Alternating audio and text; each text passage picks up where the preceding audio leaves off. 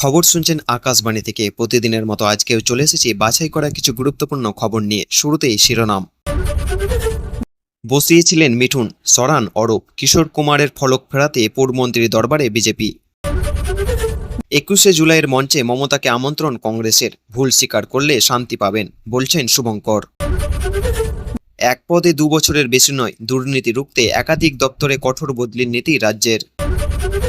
Social মিডিয়ায় ডাকা হতো খদ্দের। কসবাই হোটেলে রমরমিয়ে মধুচক্র, উদ্ধার নাবালিকা সহ 3। দম থাকলে ব্রিগেডে যান। 21শে জুলাই নিয়ে কালীঘাট তৃণমূলকে তোপ দিলীপের। ফের বঙ্গে নিম্নচাপের ভ্রুকুটি, রথে দক্ষিণবঙ্গে প্রবল দুর্যোগের আশঙ্কা। কেমন থাকবে উত্তরের আবহাওয়া, জানুন বিস্তারিত খবরে। স্ত্রী ছেলেদের ইডি তলবের পরে সন্দীপনের বাড়িতে ঢুঁ। এবার দিদির হাত ছাড়বেন মদন। আদালতের ধমক, দীর্ঘ টালবাহানার পর অবশেষে কণ্ঠস্বর দিতেই হলো অভিষেক বন্দ্যোপাধ্যায়কে। ধর্মতলায় না আদালতেরও। কালীঘাট তৃণমূলের 21শে জুলাই কোথায়, রাজ্যের অবস্থান জানতে চাইল হাইকোর্ট। এ শহর আমার ভিতরেই ছিল, নির্বাসন শেষে ফিরছি। কলকাতায় ফেরা নিয়ে আবেগে ভাসলেন তাসলিমা। ভুয়ো কাগজ দেখিয়ে 4 কোটি ব্যাংক প্রতারণা, হাওড়ায় গ্রেপ্তার 3 জন। 2,500 মানুষ, সময় মাত্র 3 ঘন্টা। তারামণ্ডলের সামনে মমতাপন্থীদের 21শে জুলাই সমাবেশের অনুমতি আদালতের। কলকাতায় 84টি ছোট বড় রথ, আইন শৃঙ্খলায় নামছেন 2000 পুলিশ।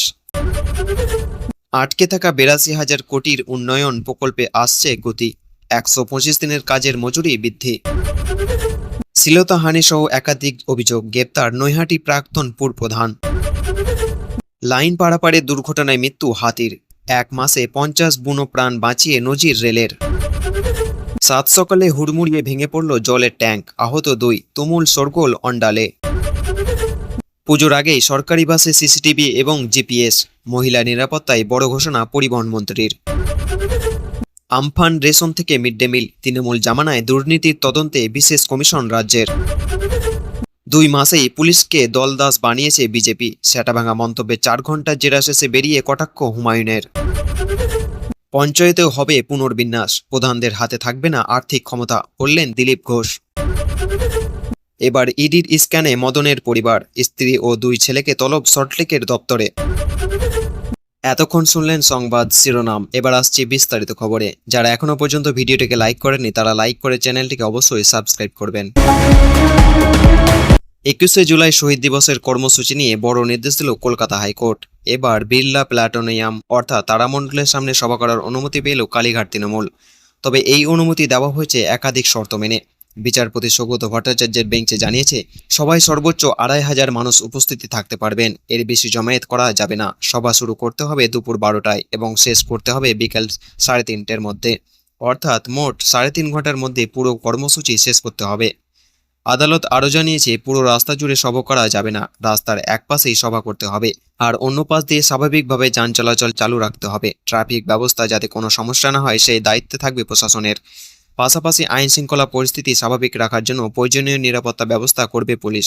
এছাড়াও আদালতের নির্দেশ অনুযায়ী আগামী 18 জুলাই বৈকাল 4টার মধ্যে সবার আয়োজকদের নাম এবং মোবাইল নম্বর এবং কলকাতা পুলিশের জয়েন্ট কমিশনারের কাছে জমা দিতে হবে। প্রসঙ্গত, প্রথমে ধর্মতলা সভার অনুমতি চেয়েছিল কালীঘাট তৃণমূল। সেই আবেদন নিয়ে তারা কলকাতা পুলিশের কাছে যায়। পরে অভিযোগ করা হয়, দীর্ঘ সময় কোনো স্পষ্ট জবাব না পাওয়ার বিষয়টি নিয়ে কলকাতা হাইকোর্টে দ্বারস্থ হয় সংগঠনটি। এরপর কলকাতা পুলিশের বিকল্প হিসেবে কয়েকটি জায়গায় প্রস্তাব দেয়। সেই প্রস্তাবে সন্তুষ্ট ছিল না কালীঘাট তৃণমূল। বিষয়টি আদালতে ওঠার পর বিচারপতি স্পষ্ট জানিয়ে দেন, ধর্মতলা সভার অনুমতি দেওয়া সম্ভব নয়। এরপর রাজ্য সরকারের মতামত চাওয়া হয় এবং বিকল্প স্থান নিয়ে আলোচনা করা হয়। শুনানির সময় আদি তৃণমূলের পক্ষ থেকেও কয়েকটি বিকল্প জায়গার নাম প্রস্তাব করা হয়। সেই তালিকায় ছিল বিড়লা প্ল্যানেটোরিয়াম বা তারামণ্ডলের সামনে এলাকা। সব দিক দিয়ে বিবেচনা করে শেষ পর্যন্ত আদালত সেখানেই সভা করার অনুমতি দেন। উল্লেখযোগ্য বিষয় হলো, একই দিনে শহীদ মিনারে কংগ্রেসের কর্মসূচি রয়েছে। এছাড়াও ঋতব্রত বন্দ্যোপাধ্যায়ের নেতৃত্বাধীন তৃণমূল গোষ্ঠীকেও গান্ধী মূর্তির পাদদেশে কর্মসূচির অনুমতি দেওয়া হয়েছে। তাই একই দিনে একাধিক রাজনৈতিক কর্মসূচির কারণে আইন শৃঙ্খলা এবং যানবাহন চলাচলের বিষয়টি মাথায় রেখে আদালত এই শর্তগুলি আরোপ করেছে। আদালতের এই সিদ্ধান্তের ফলে বহু বছর পর মুখ্যমন্ত্রী মমতা বন্দ্যোপাধ্যায় 21শে জুলাই শহীদ দিবসের কর্মসূচির স্থান পরিবর্তন হতে চলেছে। রাজনৈতিক মহলের নজর এখন 21শে জুলাইয়ের সমাবেশের দিকে। পশ্চিমবঙ্গের রাজনীতিতে ফের জল্পনা। এবার কি তৃণমূল কংগ্রেস ছেড়ে অন্য শিবিরে যোগ দিতে চলেছেন কামারহাটি বিধায়ক মদন মিত্র? এই প্রশ্ন ঘিরেই রাজনৈতিক মহলে শুরু হয়েছে নতুন আলোচনা। জানা গেছে মঙ্গলবার রাতে এন্টালির বিধায়ক সন্দীপ সাহার তালতলার বাড়িতে যান মদন মিত্র। সেখানে প্রায় 2 ঘন্টা ধরে সন্দীপনের বাবা এবং তথা প্রাক্তন তৃণমূল বিধায়ক স্বর্ণকমল সাহার সঙ্গে বৈঠক করেন তিনি। এই একই বৈঠকের পর রাজনৈতিক মহলে নানান জল্পনা শুরু হয়েছে। গত কয়েক মাসে রাজ্যের রাজনৈতিক পরিস্থিতি বড় পরিবর্তন দেখা গেছে। তৃণমূলের একসময়ের একাধিক পরিচালিত নেতানেত্রী দল ছেড়েছেন বা নতুন রাজনৈতিক অবস্থান নিয়েছেন। এই পরিস্থিতিতে দীর্ঘদিন মমতা বন্দ্যোপাধ্যায়ের ঘনিষ্ঠ হিসেবে পরিচিত মদন মিত্রকে নিয়ে নতুন করে আলোচনা শুরু হয়েছে। যদিও এখন পর্যন্ত মদন মিত্রের পক্ষ থেকে দল ছাড়ার বিষয়ে কোনো সরকারি ঘোষণা করা হয়নি, ফলে বিষয়টি নিয়ে নিশ্চিন্তভাবে কিছু বলা যাচ্ছে না।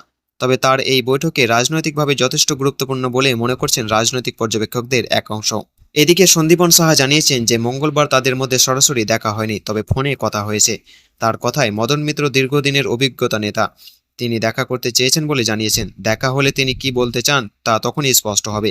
মদন মিত্র তাদের সঙ্গে যোগ দেবে কিনা সেটাও আলোচনা পরেই বোঝা যাবে। সূত্রের খবর, বুধবারও দুজনের মধ্যে আবারও ফোনে কথা হতে পারে। এই পরিস্থিতি আরও পরিষ্কার হতে পারে বলে মনে করা হচ্ছে। অন্যদিকে রাজ্যের রাজনৈতিক অঙ্গনের আরও একটি গুরুত্বপূর্ণ ঘটনা সামনে এসেছে। জানা যাচ্ছে বীরভূমের অনুব্রত মণ্ডল বুধবার নতুন শিবিরে আনুষ্ঠানিকভাবে যোগ দিতে পারেন। পাশাপাশি 21শে জুলাইয়ের কর্মসূচি নিয়ে ঋতব্রত বন্দ্যোপাধ্যায়ের নেতৃত্বে একটি প্রস্তুতি বৈঠকের পরিকল্পনাও রয়েছে। সব মিলিয়ে 21শে জুলাইয়ের আগে পশ্চিমবঙ্গের রাজনৈতিক জল্পনা ও রাজনৈতিক সমীকরণে দ্রুত বদলাচ্ছে। মদন মিত্র শেষ পর্যন্ত কী সিদ্ধান্ত নেন, তিনি আগের অবস্থানে থাকবেন নাকি নতুন রাজনৈতিক পথে হাঁটবেন, সেই দিকে এখন নজর রাজনৈতিক মহলের। তবে মনে রাখতে হবে, এখন পর্যন্ত মদন মিত্রের দলবদলের বিষয়ে কোনো আনুষ্ঠানিক ঘোষণা করা হয়নি। তবে বিষয়টি এখনও জল্পনার পর্যায়ে রয়েছে। ভবিষ্যতে তার সংশ্লিষ্ট পক্ষের আনুষ্ঠানিক বক্তব্য সামনে এলে তবেই পুরো বিষয়টি স্পষ্ট হবে। এই খবর নিয়ে আপনার কি মতামত কমেন্ট করে অবশ্যই জানান। আর এমনই গুরুত্বপূর্ণ রাজনৈতিক খবর সবার আগে পেতে আমাদের চ্যানেলটি সাবস্ক্রাইব করুন। ভিডিওটি ভালো লাগলে লাইক দিন, বন্ধুদের সঙ্গে শেয়ার করতে ভুলবেন না। ধন্যবাদ।